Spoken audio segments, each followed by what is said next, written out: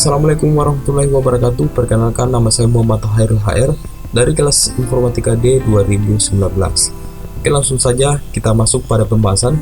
Jadi pembahasan yang pertama itu adalah method getter and method setter.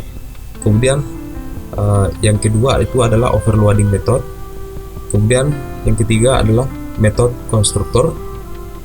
Keempat adalah keyword extend. Kemudian yang kelima adalah visibility, dan yang terakhir adalah interface. Nah, semua itu saya bahas dalam video ini.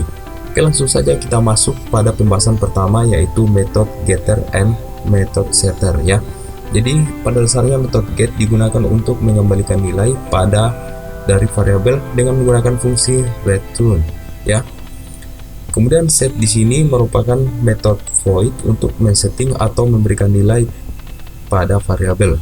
Nah, jadi pada dasarnya get ini digunakan untuk mengembalikan nilai ya. Jadi apabila ada sebuah data ya yang belum mempunyai nilai, yang akan kita menginput nilainya, namun datanya tersebut masih dalam privasi ya. Jadi makanya kita menggunakan metode get dan set ini. Jadi get ini untuk mengembalikan ya, agar bisa difungsikan ya. Kemudian set di sini merupakan method void untuk men-setting atau memberikan nilai dari variabel ya. Jadi set ini untuk tempat kita menginput ya, menginput dari data yang sudah dibuat. Oke, langsung saja kita membuat metodenya ya. Saya mengetikkan codingannya dulu seperti ini. Kita hapus dulu metodenya. Jadi saya membuatnya itu adalah tipe data string untuk nama,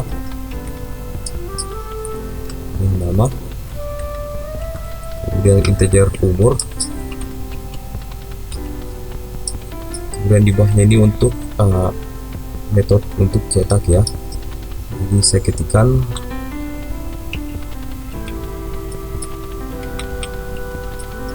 cetak. Jadi cetaknya itu adalah outputan solid nama, dan di bawahnya lagi adalah umur. Nah, jadi datanya di sini sudah bisa dicetak, namun datanya belum ada. Nah, maka dari itu saya akan membuatkan data di kelas yang baru ya. Klik kanan pada package, kemudian new, dan Java class. Kita berikan nama kelasnya itu adalah data, kemudian finish. Nah, selanjutnya kita hapus bagian komentarnya ini. Kemudian di sini saya langsung membuat sebuah metode ya. Jadi nama metodenya itu adalah public void static void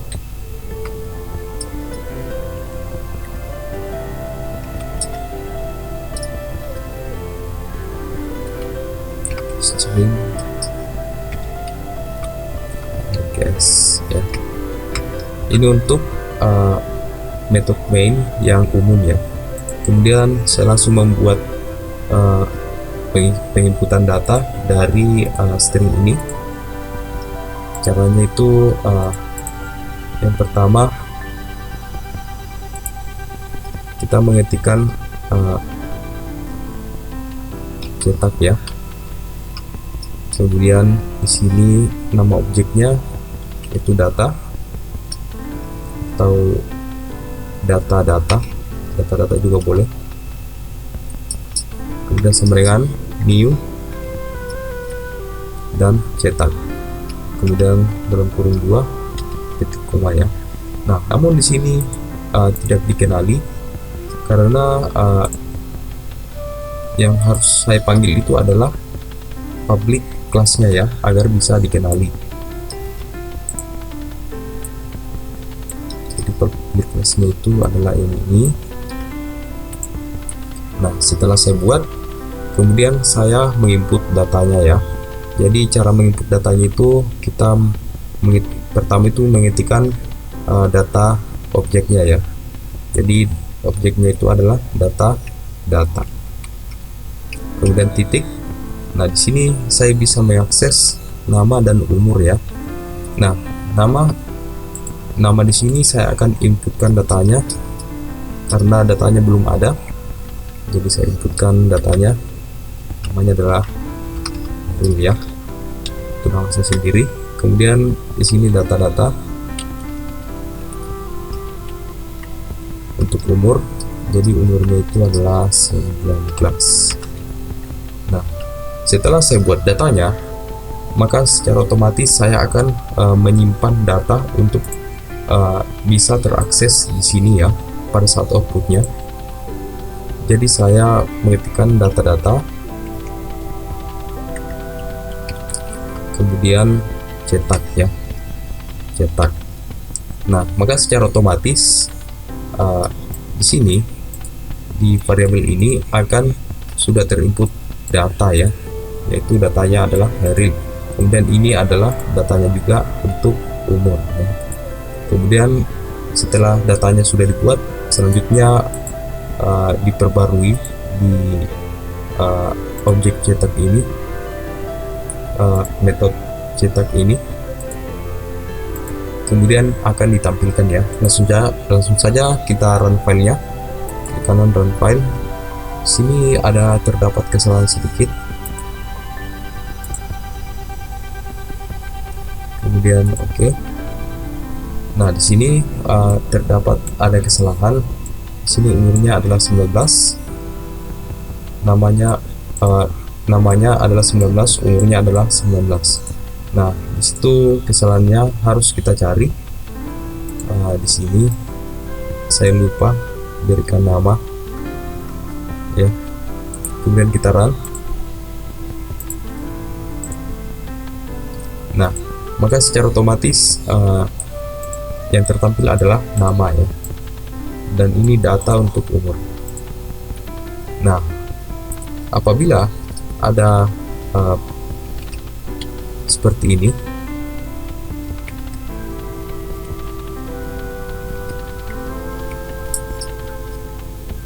nah jadi apabila ada seperti ini, maka secara otomatis datanya ini tidak dapat diakses ya. Nah, dia di sini langsung error karena di sini terprivasi ya. Jadi caranya itu harus saya mengganti datanya ini atau menginput datanya ini tanpa harus saya hapus bagian privasinya ya. Jadi disinilah metode getter and setter berfungsi ya. Jadi caranya cukup mudah. Kita langsung menginput source code-nya. Kita klik kanan, insert kode, dan pilih metode getter and setter ya. Kemudian di sini saya bisa mengakses datanya atau datanya itu adalah nama dan umur. Saya bisa mengakses salah satunya, tetapi saya butuh keduanya, jadi saya pilih select all, kemudian kita inputkan. Nah, di sini sudah terinput ya. Nah, jadi apabila sudah terinput, maka maksudnya di sini adalah dia itu disifat di public ya, agar terlihat di seluruh package dan class ya. Dan tipe datanya juga sudah ditentukan dengan tipe data yang pertama, kemudian dibuatkan nama metode yang baru ya, yaitu get nama. Kemudian di sini ada return nama. Kemudian di sini untuk public void, yaitu untuk mencetak ya, dia dibuatkan nama metode yang baru, dan di sini untuk penginputannya ya. Tetapi saya inputkan di sini ya. Jadi yang saya akses itu adalah bukan nama, tetapi langsung metodenya ya, langsung metodenya, yaitu metode nama itu adalah set nama, karena di sini untuk inputannya set nama ya. Jadi di sini titik set nama. Nah, jadi namanya saya inputkan di dalam sini karena dia set nama ini merupakan nama metode ya. Nah, seperti ini. Kemudian untuk umur juga begitu, dia juga set umur ya. Nama metodenya adalah set umur. Kemudian sama seperti yang di atas, kita menginput di dalam kurung, jadi umurnya itu 19. Nah, setelah saya input datanya, maka secara otomatis di sini sudah terinput ya, sudah terinput di set nama dan set umur, dan umurnya ini akan langsung terupdate ya, atau langsung terisi datanya. Kemudian di bagian bawah sini, apabila sudah diinput maka langsung ke bagian cetak ya. Nah, di bagian cetak ini akan mencetak data yang sudah kita input tadi. Nah, langsung saja kita run file. Nah, di sini namanya adalah Khairul dan umurnya adalah 19. Kita juga bisa merubahnya, contohnya A-nya sepanjang, kemudian umurnya 20 tahun. Kemudian kita run file. Nah, datanya sudah terupdate ya. Kemudian di sini ada yang namanya overloading method. Nah, jadi overloading method berfungsi atau metode kemampuan untuk membuat banyak fungsi dengan nama yang sama dengan implementasi yang berbeda. Nah, jadi overloading method ini juga membuat banyak sebuah metode atau lebih dari satu, tetapi dengan nama yang sama ya. Tentunya di sini mungkin ada yang berpikiran melibatkan error ya, karena namanya sama. Itu juga bisa error karena apabila inputannya itu adalah sama ya, atau datanya itu sama. Maka dari itu kita harus membedakan antara metode pertama dengan metode kedua. Bukan namanya yang dibedakan, tetapi nilai atau data-datanya yang dibedakan. Contohnya metode pertama itu datanya sebanyak 1, kemudian metode kedua adalah datanya sebanyak 2 ya, seperti itu teman-teman. Oke, selanjutnya kita langsung masuk pada metode overloading ya. Jadi metode overloading itu seperti yang saya jelaskan tadi, bahwa metodenya itu ada banyak tetapi dengan nama yang sama ya. Jadi contohnya di sini saya membuat metode, contohnya integer ya. Integer, nama metodenya adalah penjumlahan. Kemudian dalam kurung, di dalam penjumlahan ini terdapat sebuah variabel ya. Tentunya di dalam variabel ini kita akan menginputkan sebuah data, integer A ya, integer A, kemudian integer B.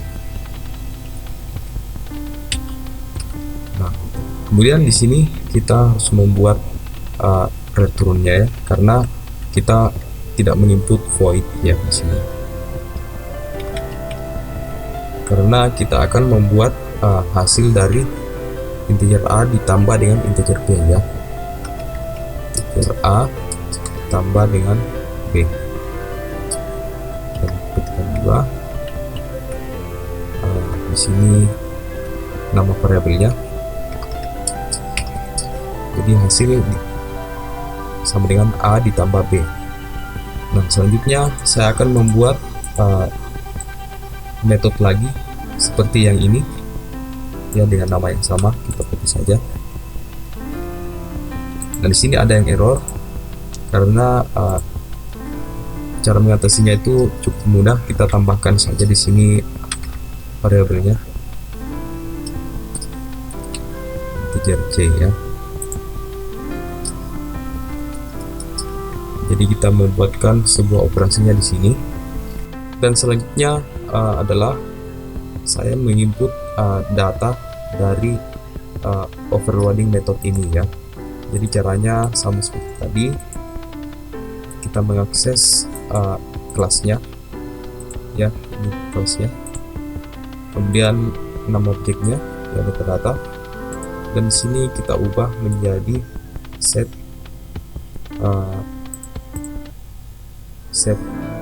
penjumlahan ya, karena nama metodenya itu adalah penjumlahan. Atau kita langsung penjumlahan yang ini. Dan inputannya itu harus juga berurut ya. Apabila inputannya di sini adalah A dan B, maka apabila inputan pertama contohnya angka 1 dan angka 2, maka ini adalah inputan dari variabel A, dan ini untuk variabel B. Oke, dan begitupun di bawahnya ini, dan di bawahnya ini adalah penjumlahan juga. Nah, jadi penjumlahan ini, penjumlahan yang kedua, di sini 3 ya, 3 4 5. Nah, maka secara otomatis ini dia itu metodenya yang dipanggil adalah metode bagian yang kedua, karena inputan dari variabelnya ini ada 3, dan bisa juga saya berikan 3 angka di sini dan di sini 2. Nah, maka secara otomatis penjumlahan ini yang pertama ini yang dipanggil adalah metode bagian kedua, karena variabelnya ada 3. Kemudian di sini kita memberikan output cetak ya, cetak.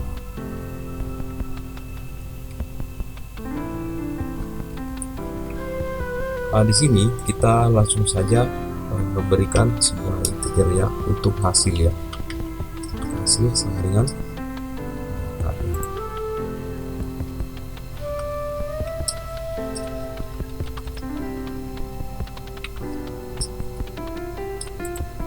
di sini ada yang tidak dikenali ya, karena sama ya. Di sini kita pisahkan saja, ini hasil 1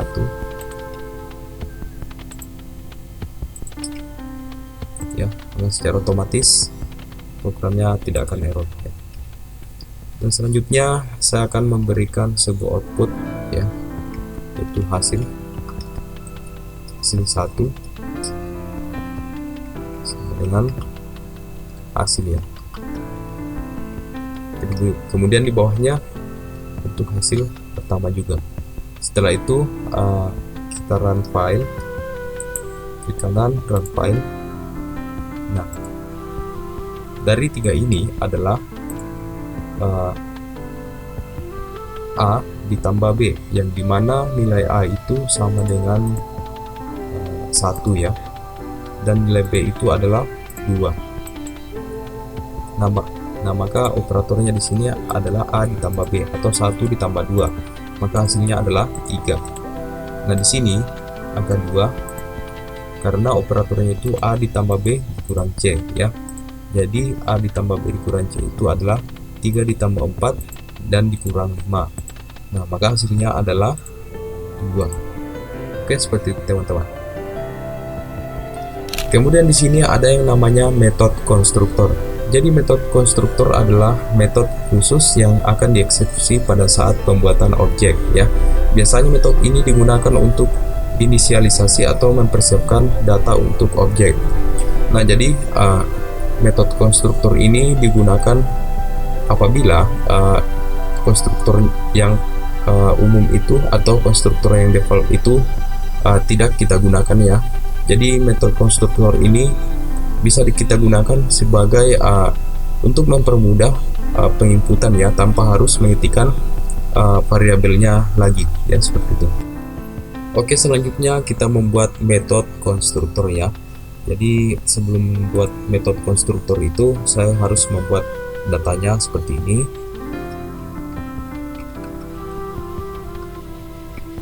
Nah, di sini saya sudah membuat datanya, yaitu data nama dan ukuran baju ya. Jadi datanya itu nama saya sendiri dan ukuran bajunya ya.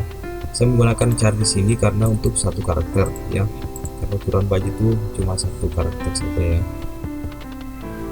ukuran baju saya seperti itu. Mungkin ada, kalau ukuran Excel kita tidak bisa menggunakan char, kita harus menggunakan string. Kemudian selanjutnya adalah di sini pada penginputan ini saya menggunakan konstruktor yang default ya, karena kita belum membuat konstruktornya, maka di Java itu sudah disediakan konstruktor default ya. Nah, di sini saya akan menginput datanya di dalam kurung ini ya. Data pertama itu adalah nama, fotonya HR, dan ukuran bajunya adalah L ya, seperti itu. Di objeknya ini saya menginput sebuah nama dan ukuran baju ya, yaitu string. Nah, tetapi di sini ada yang error karena secara default itu konstruktor secara default itu yang dapat diakses adalah jika inputannya di dalam dari objek ini. Tetapi di sini saya akan menginput ya.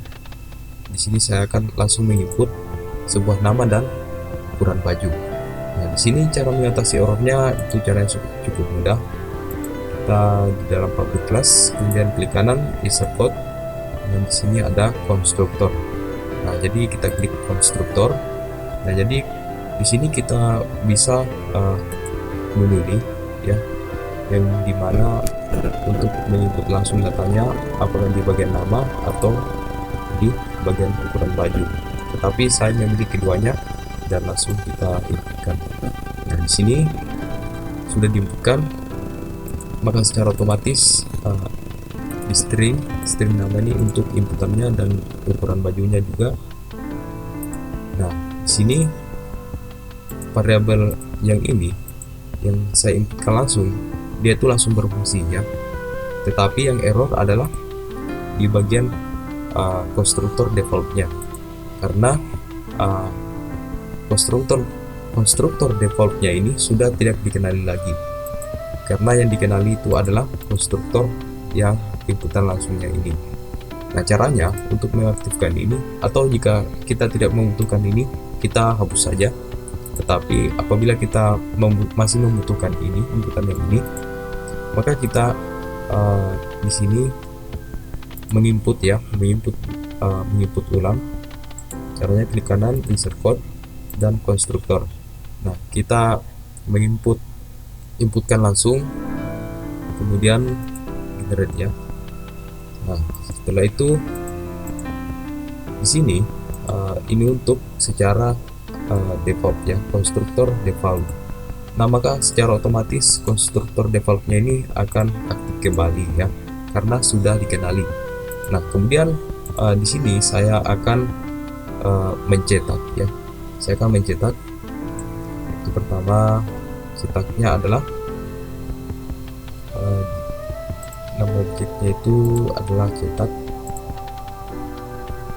Jadi saya inputkan data-data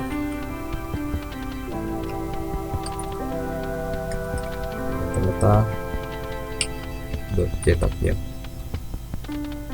cetak. Kemudian di bawahnya juga data cetak, data 1 dot ya, data 1 cetak. Nah, kemudian di sini sudah saya menginputkan. Jadi apabila saya cetak, saya run file, maka yang tercetak itu ada 2 ya, karena penginputan saya inputkan itu adalah dua data ya. Oke, seperti itu saja dari konstruktor. Kemudian di sini ada yang namanya penggunaan keyword extend ya. Jadi keyword extend ini digunakan untuk mendapatkan sifat-sifat atau atribut dari kelas induk ke dalam kelas dasar. Nah, jadi keyword extend ini adalah sebuah penggabungan dari kelas induk dengan kelas di bawahan dari kelas induk ya. Contohnya seperti itu. Kemudian cara pembuatannya langsung saja masuk pada shortcode-nya. Nah, selanjutnya kita langsung masuk pada extend ya. Jadi extend itu menghubungkan dari kelas awal atau kelas induk ke kelas yang lain. Anggaplah ini sebuah kelas pusat ya untuk mengakses data. Kemudian di sini adalah extend atau turunan dari kelas induknya. Kelas induknya itu yang ini, dan ini adalah turunannya. Jadi cara menghubungkannya itu kita menggunakan keyword extend ya. Kemudian kita memasukkan atau menginputkan nama kelasnya ya, nama kelas induknya, yaitu Java application 22 ya. Jadi Java application 22 ini berasal dari sini. Kita copy saja.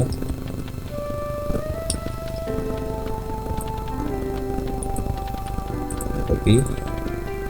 Sini saya salah tulis. Nah, maka secara otomatis pewarisan kelas ini sudah berhasil ya. Jadi kelas induknya itu adalah Java application. Nah, kemudian saya akan mengakses data dari objek Java application ini dari kelas dari kelas data ini ya. Nah, caranya itu saya membuat kelas baru, klik kanan, kemudian new Java class. Kemudian di sini adalah mengakses ya. Dan enter dan hapus komentarnya.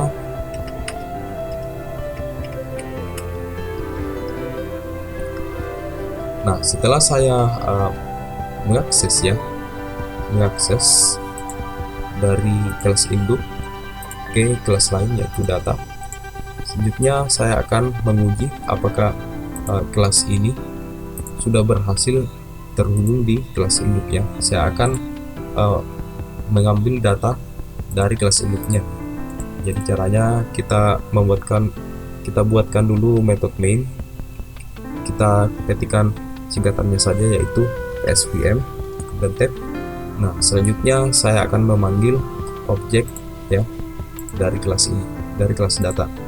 Jadi data double A, kemudian nama objeknya adalah hasil atau hasil double L, kemudian sama dengan new dan data kurung dan 2. Nah, selanjutnya dari data hasil ini saya akan menguji atau mengambil data dari kelas induknya. Nah, ternyata di sini kita dapat mengakses dari kelas induknya ya. Nah, ini saya akses dari kelas data ya, kelas data yang ini. Namun di sini bisa saya mengakses sebuah data yang berada di kelas induk. Itu dikarenakan karena kita sudah extend ya, atau menghubungkan kelas data ini ke kelas induknya. Jadi kita inputkan nama. Inputkan nama adalah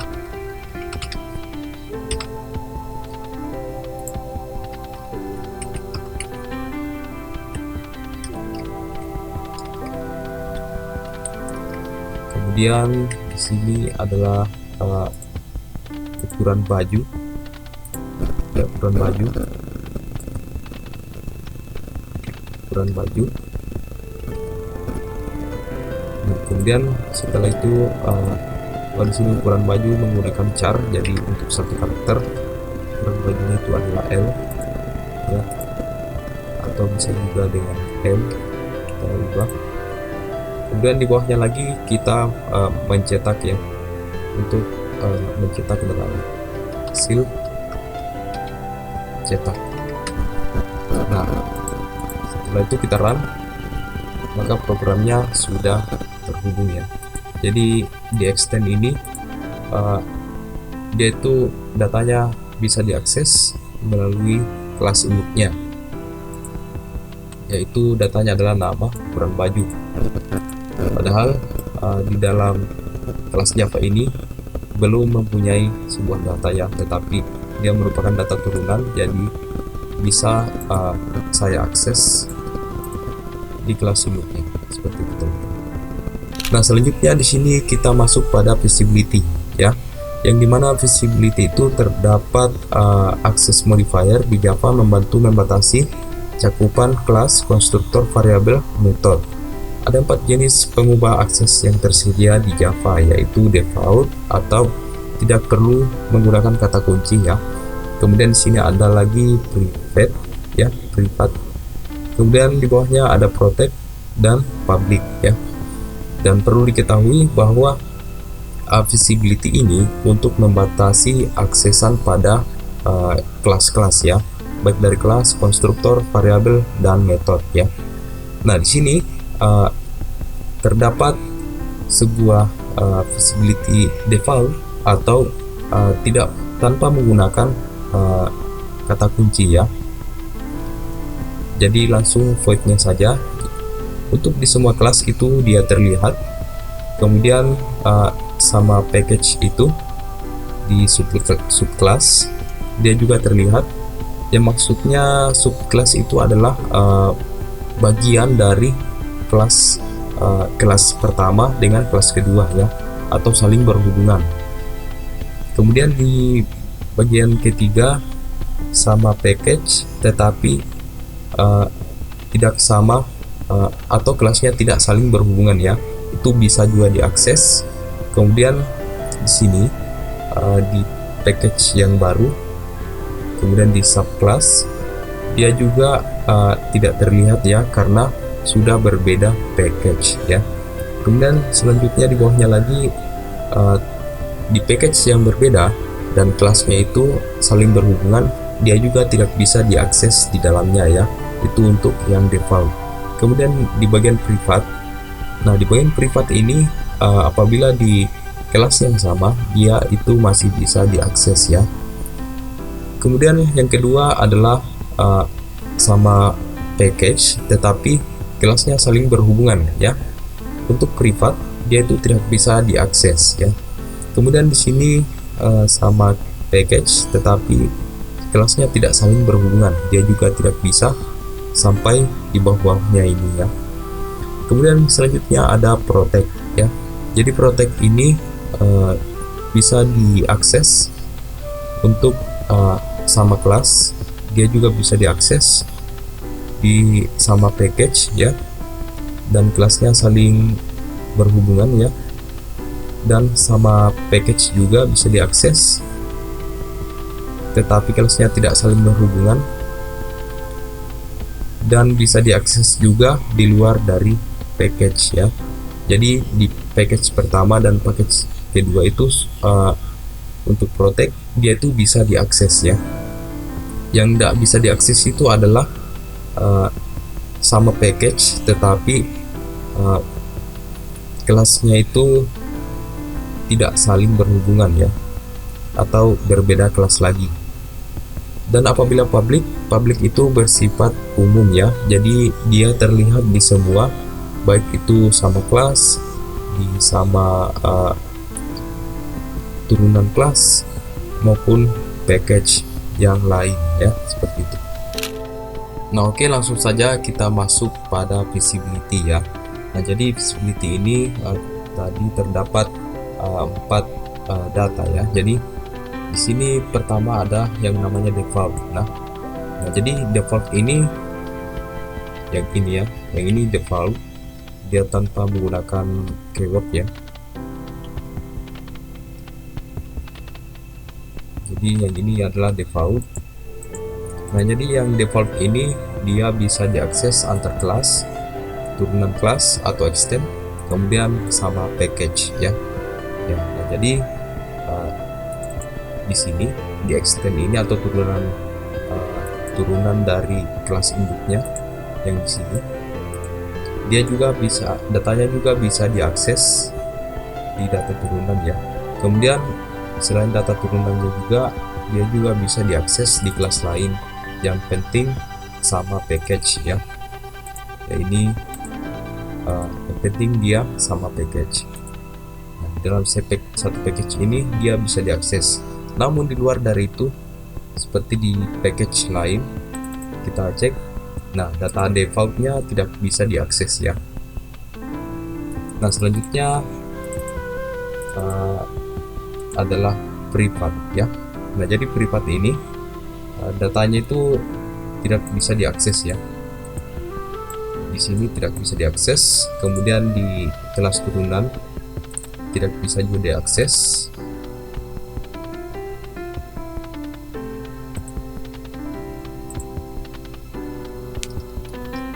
Nah, di kelas turunannya juga tidak bisa diakses. Di kelas lain namun satu package dia juga tidak bisa diakses, dan begitu pun di kelas lainnya atau di package lain dia juga tidak bisa diakses, datanya juga tidak bisa diakses. Selanjutnya adalah protect ya. Di protect ini dia bisa diakses antar kelas, turunan kelas, dan sama package ya. Nah, jadi antar kelasnya itu ya ini dia bisa diakses. Kemudian ini adalah turunan kelasnya, dia juga bisa diakses. Selanjutnya adalah di kelas lain yang satu package, dia juga bisa diakses. Namun di luar dari itu, di luar package dia tidak bisa diakses ya. Selanjutnya data yang terakhir adalah public. Nah, jadi public ini dia terlihat di seluruh package ya, baik itu di kelas-kelas antara package. Nah, contohnya kita lihat di sini, kita lihat di antar kelasnya dia bisa diakses, dia tidak mempunyai peringatan tanda di sini, tanda error tidak ada. Kemudian di turunan kelasnya, yaitu di sini dia menggunakan extend, turunan kelasnya itu tidak ke error juga. Kemudian di sama package atau ya sama package di sini atau berbeda kelas ya, yang penting satu package. Nah, di sini dia juga bisa diakses. Kemudian adalah beda package. Nah, jadi beda package yang ini ya. Kemudian di kelas. Nah, di sini public itu bisa juga diakses, dan kelas turunan dari package baru dia juga bisa diakses ya, seperti itu teman-teman. Nah, jadi public ini bersifat atau terlihat di semua package, seperti itu teman-teman. Kemudian di sini yang terakhir adalah interface. Nah, jadi interface ini merupakan kelas yang tidak memiliki tubuh pada metodenya.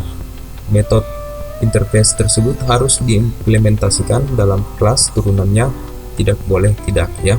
Jadi penggunaan keyword implements ini atau interface ya, di sini tuh di dalam metodenya belum punya sebuah data, dan datanya itu akan atau operasinya itu akan diakses di kelas lain. Nah, caranya itu menggunakan interface. Oke, selanjutnya adalah interface. Nah, jadi interface itu adalah menghubungkan antara kelas yang di luar package untuk kita melakukan penginputan, yaitu contohnya seperti operasi pada metode ini ya, pada metode objek ini. Nah, oke. Nah, operasinya itu saya melakukan di sini.